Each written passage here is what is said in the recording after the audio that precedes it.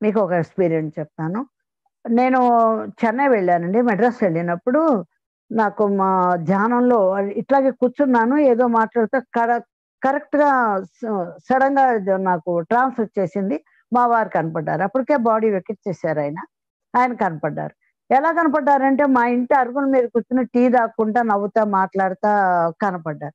ఒక్కసారి నా గుండె ఎందుకో కలుక్కుమని కళ్ళమ్మట నీళ్లొచ్చేసినియి. ఇలా కనపడ్డారు. మళ్ళీ నా మావయ్య ఇలా కనపడ్డారు. ఏంటిది అని కొద్దిగా అట్లా కళ్ళమ్మట నీళ్లొచ్చేసినియి. ఆయనన్నారు, "నేనొక పని మీదొచ్చాను. ఒక ఎనర్జీని తీసుకెళ్ళటానికొచ్చాను. నేనొక భూమికి ఉండే ఒక స్టార్ గేట్ దగ్గర నేను చాలా తీవ్రమైన పనిలో ఉన్నాను. పత్రి గారు చెప్తేనే ఆ పర్మిషన్ మీద నేను వచ్చాను" అని చెప్పారు. ఆయనొచ్చారు. ఆయన వెళ్ళిపోయారు. ఆ పనైపోయింది. నేను 10 నిమిషాలు అలాగే కూర్చుండిపోయా. నాకు ఆ బాధ, ఆ ఇది అట్లాగొచ్చింది.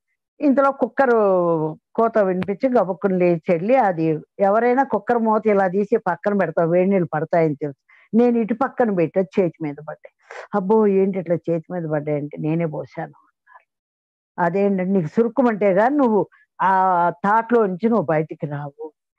ఎప్పుడైనా ఒక జ్ఞాని తెలుసుకోవాల్సింది ఒక సమయం విలువ గురించి. నిమిషానికి గంటకి ఎన్ని నిమిషాలు అన్నారు. 60 నిమిషాలు. నిమిషానికి ఎన్ని సెకండ్లు? 60 సెకండ్లు. ఒక సెకండ్‌లో ఒక జ్ఞాని ఎంత చెయ్యొచ్చో తెలుసా? అలాంటిది నువ్వు 10 నిమిషాలు అంటే 10, 60లు 600 సెకండ్లు నువ్వు వేస్ట్ చేసావు. తలుచుకోవటం తప్పు కాదు. గుర్తు రావటం తప్పు కాదు. నువ్వు బాధపడటము తప్పు కాదు. కానీ ఎన్ని నిమిషాలు వృధా చేసావు? ఇది నువ్వు తెలుసుకోవాల్సింది. ఇలా ఎన్నో లాట్ ఆఫ్ ఎక్స్‌పీరియన్స్‌లనమాట. ఎన్నో అనుభవాల ద్వారా ఒక మనిషి యొక్క మనస్సు గాని, ఆత్మ గాని ఎదగదు. అయితే ఆహ్, ఇది ఇలా మనకెన్నో ఆలోచనలొస్తూ ఉంటాయి. దానెంబడి పడి మనం ప్రయాణం చెయ్యొద్దు. ఎక్కడ ఆగాలి? ఎక్కడ మళ్ళీ నేను మొదలుపెట్టాలి, ఆలోచించుకోవాలి అనేది మనం గమనించుకోవాలండి. హ్మ్.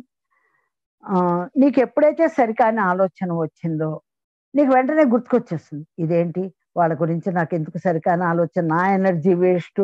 నేనేదన్నా హ్యాపీగా సినిమా చూసుకోవచ్చు, లేదంటే ఇంకోటి చూసుకోవచ్చు, పని చేసుకోవచ్చు.